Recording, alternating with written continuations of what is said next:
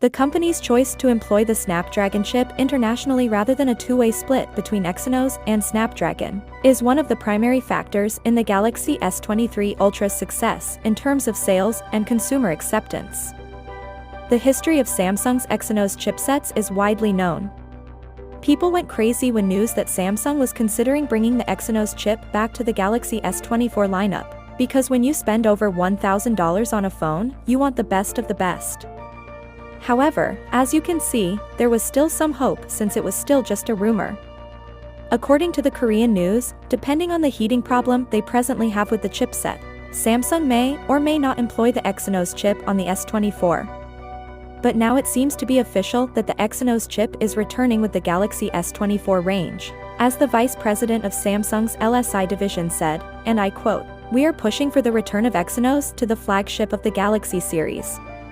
Consequently, the rumors that Exynos is returning to the Galaxy S24 lineup were confirmed.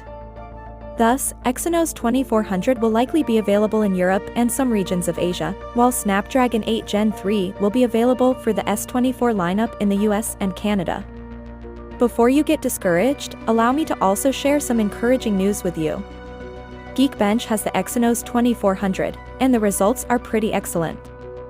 It received a single-core Geekbench 5 score of 1700 and a multi-core score of over 7000.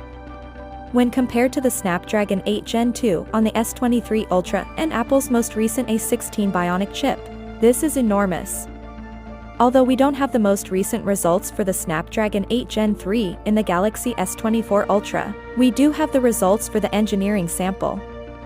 And although the Exynos chip performs poorly in the single-core tests, it does significantly better in the multi-core tests, perhaps because it is now utilizing 10 CPU cores, compared to the Snapdragon's 8 cores.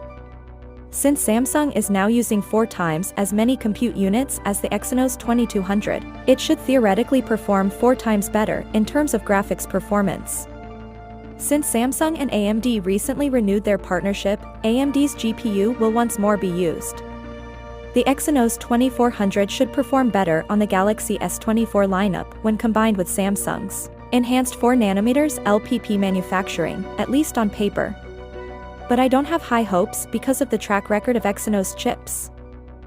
Finally, what are your thoughts about it? So without being said, let me know your thought in the comment below, and if you are new here, please subscribe. Peace out.